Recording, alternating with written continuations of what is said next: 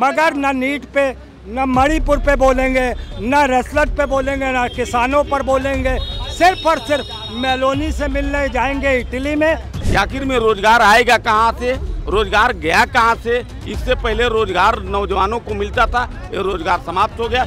इसीलिए भारतीय जनता पार्टी को बम्पर हार हुई है। 70 सालों बाद भाजपा की सरकार आई है, जनसंघ से चलते हुए आई है। उन्होंने पाया पहला मौका, लूट लो, पता नहीं कब हमारी सरकार चली जाए। मैं पूछना चाहता हूं नरेंद्र मोदी, तुमने पिछले 10 साल में किस देश में निवेश लाए हो? मुझे बताओ, किस देश से निवेश लाए हो? तुम्हारे अपने हिंदुस्तानी निवेशक देश छोड़ के भाग गए हैं। और आप उस प्रधानमंत्री कहता है कि हम देश में कानून, क्या हमारे देश में कानून नहीं है गलत काम करने के लिए? उसके अंतर्गत आप कार्यवाही नहीं कर सकते हैं?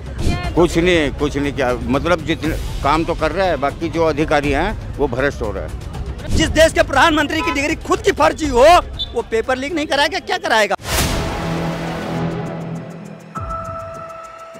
नमस्कार, मैं हयात अब्बास और आप देख रहे हैं 4 PM न्यूज़ नेटवर्क। लगातार नीट पेपर को लेकर कांग्रेस पार्टी, तमाम विपक्षी दल उस मुद्दों के उठाए जा रहे थे। इस मुद्दे पर अब सुप्रीम कोर्ट की भी सुनवाई हो गई है, फैसला हो गया है।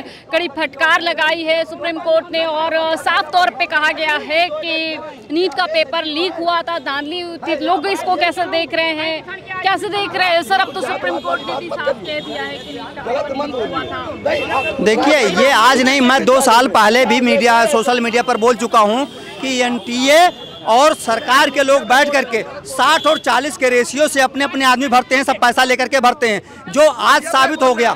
एग्जाम लेकर के नीट और नेट का एग्जाम लेकर के हुआ है। तो पहले बात, एनटीए बनाया ही क्यों गया? सरकार को चाहिए कि जब लोग एग्जाम जिस दिन देते हैं वहीं सेंटर पर ही उसके उत्तर दे दिए जाएं और परीक्षार्थी जितने हैं वो अपना आकलन कर लें, तो उससे ईमानदारी आएगी। उसके लिए 2 महीना 3 महीने बाद क्यों रिजल्ट जारी किया जाता है? इसी में घपले किए जाते हैं, स्वाभाविक बात है। और आप उस प्रधानमंत्री कहता है कि हम देश में कानून, क्या हमारे देश में कानून नहीं है गलत काम करने के लिए? उसके अंतर्गत आप कार्यवाही नहीं कर सकते हैं। आप अलग से कानून कहाँ से बनाएंगे? और उस प्रधानमंत्री, उस मुख्यमंत्री से हम क्या बात करेंगे जिसको खुद की डिग्री का ही फर्जी है? उससे हम क्या बात करेंगे? जिस देश के प्रधानमंत्री की डिग्री खुद की फर्जी हो, वो पेपर लीक नहीं कराएगा, क्या कराएगा? सारे पेपर गुजरात में लीक होते हैं, सारा TCI का दफ्तर वहाँ कर दिया जाता है। उत्तर प्रदेश का एग्जाम होगा तो TCI ले जाके पेपर रखेगी गुजरात में। क्यों भैया, ऐसा क्यों होगा? सूर्य देश का ठेका गुजरात लोगों को मिलेगा। तो ये भ्रष्टाचार की सरकारें हैं, ये गुजराती बंधु बिल्कुल नहीं चलने देंगे। ये कई सालों बाद, 70 सालों बाद भाजपा की सरकार आई है, जनसंघ से चलते हुए आई है। उन्होंने पाया पहला मौका, लूट लो, पता नहीं कब हमारी सरकार चली जाए। इसलिए जेन केन प्रकार लूटते रहो। आप सरकार को ही दोषी मान रहे हैं, नीट का पेपर लीक हुआ है, कैसे देखते हैं? तो सुप्रीम देखिए, हमारा मानना है कि 3 कारण से सरकार उत्तर प्रदेश में बहुत बुरी तरह से हार हुई है।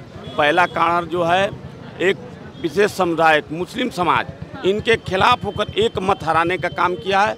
दूसरा हमारा मानना है कि कुछ चंद लोग, गुजरात के लोग पूरे भारत में अपने पैर पसार लिया है और लोगों को इसका महत्वपूर्ण नहीं देता है। और तीसरा नंबर बहुत महत्वपूर्ण है कि बार बार उत्तर प्रदेश में पेपर लीक, तो अब तो देश में भी हो गया, नीट की परीक्षा भी। जी, इसके लिए भारतीय जनता पार्टी 56 इंच का सीना दिखाती है और मजबूत सरकार एक होते हुए उन्होंने बार बार पेपर लीक का जो हुआ है, इनके लेकर देश के लोग, बहुत नौजवान लोग बहुत परेशान हैं कि आखिर में रोजगार आएगा कहाँ से, रोजगार गया कहाँ से? इससे पहले रोजगार नौजवानों को मिलता था, ये रोजगार समाप्त हो गया। इसीलिए भारतीय जनता पार्टी को बम्पर हार हुई है।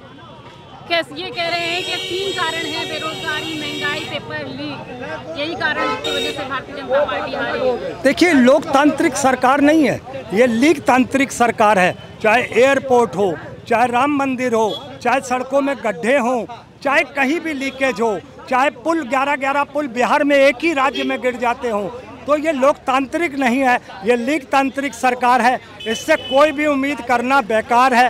पिछले 10 सालों से आप ले लीजिए, अब तीसरा कार्यकाल हालांकि पूरी बहुमत से सरकार में नहीं है, मगर न नीट पे, न मणिपुर पे बोलेंगे, न रसलट पे बोलेंगे, न किसानों पर बोलेंगे। सिर्फ और सिर्फ मेलोनी से मिलने जाएंगे इटली में, और आज गए हुए हैं वो रशिया के रूस गए हुए हैं। वहाँ पर वो एक उनकी राजधानी है मॉस्को, वहाँ से मॉस्को में गए हैं अपने मौसा पुतिन से मिलने। मॉस्को गए हैं अपने मौसा पुतिन से मिलने कि कितना निवेश इस भारत में करेंगे।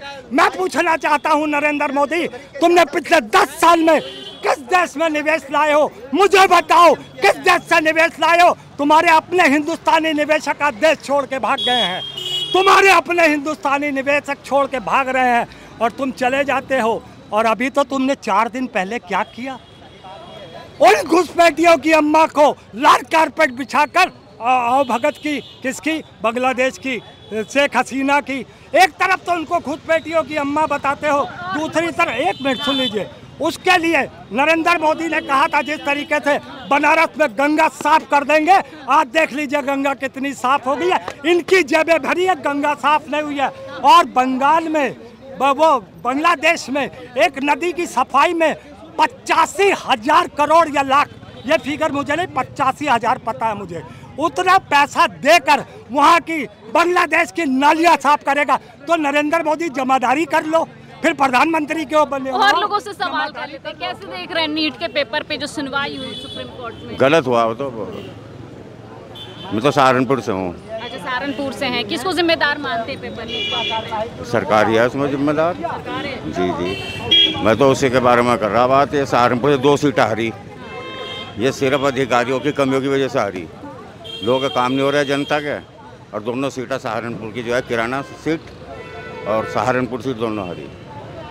मोदी जी तो कहते हैं बड़ा काम किया है। कुछ नहीं किया, मतलब जितने काम तो कर रहे हैं, बाकी जो अधिकारी हैं वो भ्रष्ट हो रहे हैं।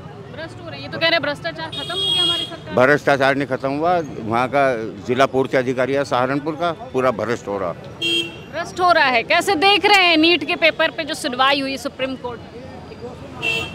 सुप्रीम कोर्ट के फैसले के बारे में जानकारी मुझे नहीं मिली है, आप बताइए क्या हुआ है? उन्होंने कहा है कि जो नीट के दोषी हैं उन पे कार्रवाई होनी चाहिए, उनके खिलाफ कार्रवाई होनी चाहिए, उसको नज़रअंदाज नहीं किया जाना चाहिए। कार्रवाई और नहीं बल्कि कड़ी कार्रवाई होनी चाहिए।